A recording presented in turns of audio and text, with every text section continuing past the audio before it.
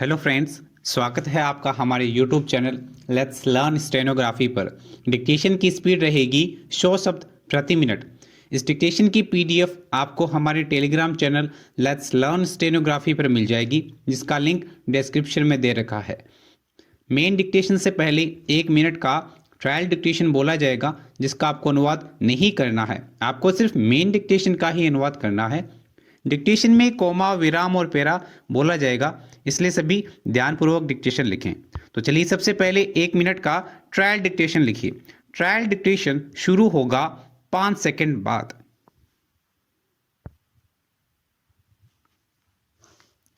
एक बार एक उद्योगपति एक विमान से यात्रा कर रहा था। विराम, विमान से उतरने के फौरन बाद उसे सीधे एक जरूरी मीटिंग में जाना था। विराम, उड़ान के दौरान जब एक विमान परिचारिका उसे भोजन सर्व कर रही थी तो न जाने कैसे उसकी कमीज पर भोजन गिर गया और उसका कमीज गंदा हो गया। विराम, विमान के कर्मचारियों ने उससे क्षमा याचना की, कोमा, लेकिन उसे बहुत गुस्सा आ रहा था, कोमा, क्योंकि विमान से उतरने के फौरन बाद उसे एक जरूरी मीटिंग में जाना था। विराम, उसके पास दूसरे कपड़ों की व्यवस्था करने का समय नहीं था। विराम,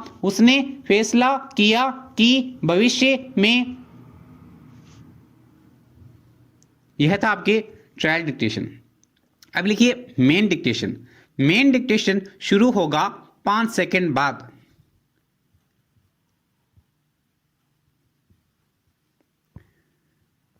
भारतीय संविधान में ब्रिटिश सत्ता की तरह न तो संसद को सर्वोच्च बनाया गया है और न ही अमेरिका सर्वोच्च न्यायालय की तरह न्यायिक निरंकुश की परंपरा को विकसित किया है। विराम, भारतीय संविधान के न्यायिक पुनरावलोकन की व्यवस्था संवैधानिक कानूनों की व्याख्या ही सीमित रखी गई है। विराम, इसके कानून की औचित्यता से कोई सरोकार नहीं है। विराम, कानून की उचित प्रक्रिया के संविधान पर व कानून द्वारा स्थापित पद्धति को स्वयं सर्वोच्च न्यायालय को संविधान के अनुरूप ही कार्य करने को बाध्य किया है। विराम, यदि सर्वोच्च न्यायालय को अमेरिका की तरह कानून की उचित प्रक्रिया पर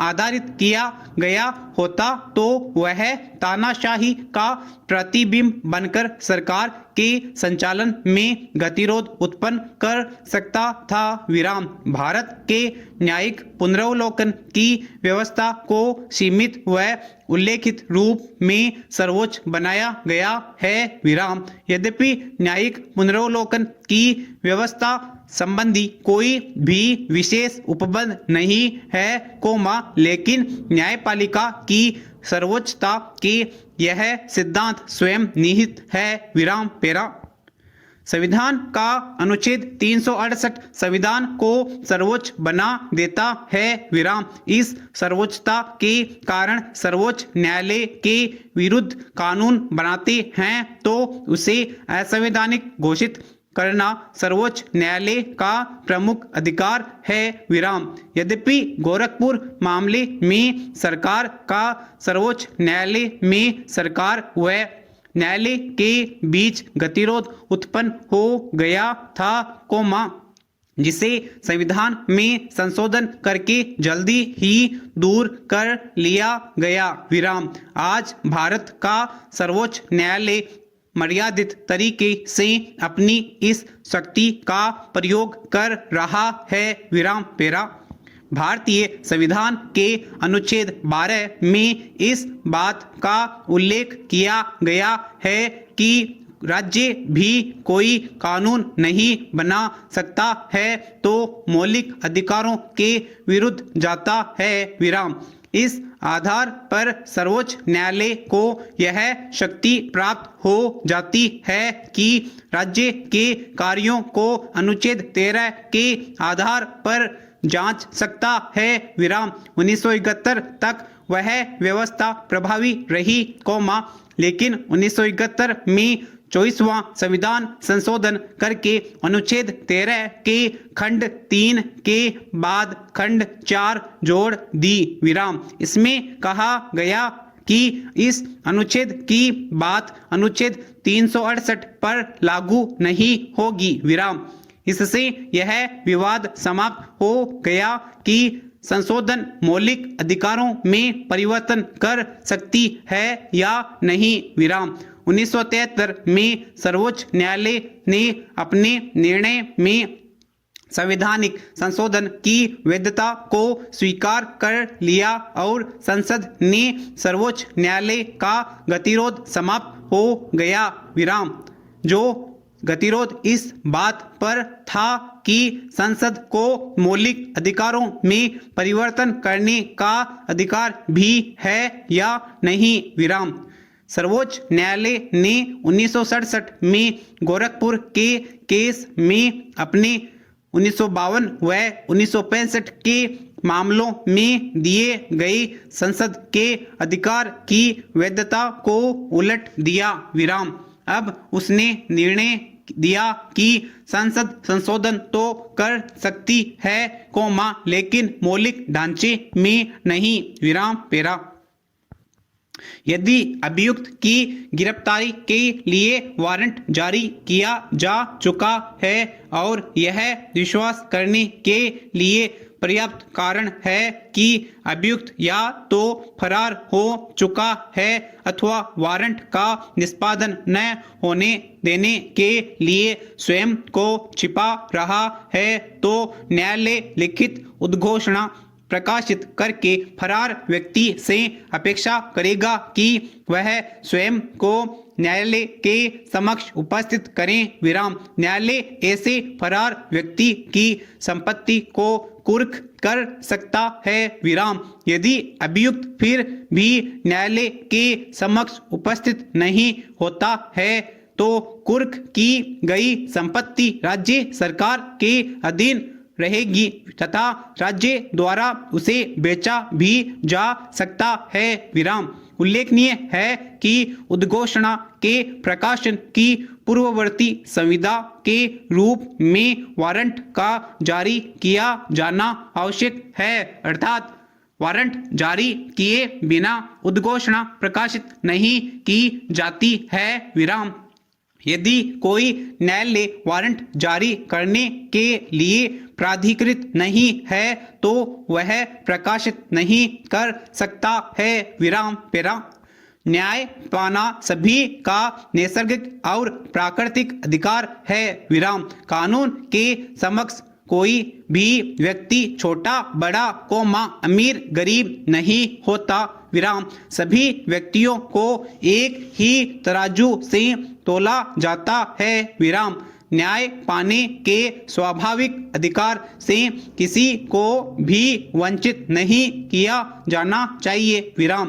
भारत का संविधान भी अपने नागरिकों को सामाजिक आर्थिक राजनीतिक एवं न्यायिक समानता प्रदान करते हुए विचारों की अभिव्यक्ति सांस्कृतिक विश्वास धर्म एवं उपासना पद्धति के अंगीकृत की स्वतंत्रता प्रदान करता है। कानून के समक्ष समानता के अधिकार के अंतर्गत एक स्वतंत्र एवं निष्पक्ष न्यायपालिका की व्यवस्था की गई है। भारतीय न्यायपालिका की संरचना एक ग्रामीण के आकार की है, जिसके शीर्ष पर सर्वोच्च न्यायालय है। सर्वोच्च न्यायालय भारतीय न्यायिक व्यवस्था में अंतिम अपीलीय न्यायालय है।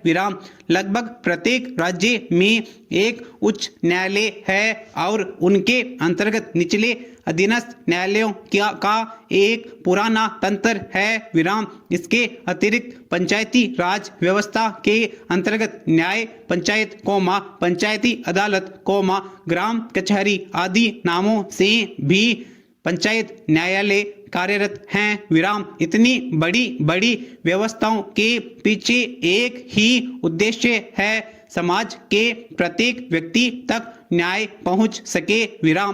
कहीं किसी के साथ किसी भी प्रकार का अन्याय न हो और न्याय के न मिलने पर समाज का कोई व्यक्ति या कोई वर्ग कुंठित न हो विराम पेरा।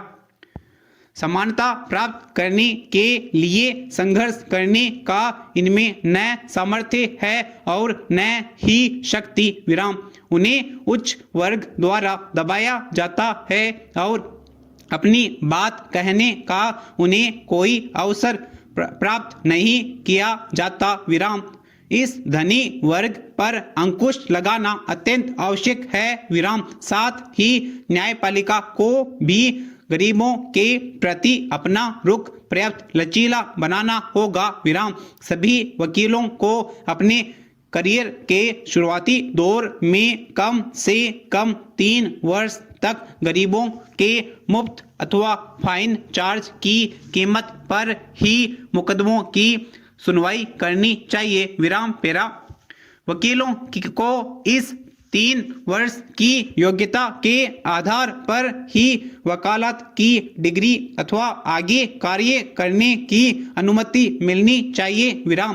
तेज तर्रार और अच्छे वकीलों पर एक अन्य अंकुश यह भी होना चाहिए कि उन्हें वर्ष में कम से कम 2 मुकदमे उन लोगों के भी लेने चाहिए जो न्याय के लिए धन दे पाने में असमर्थ हैं विराम।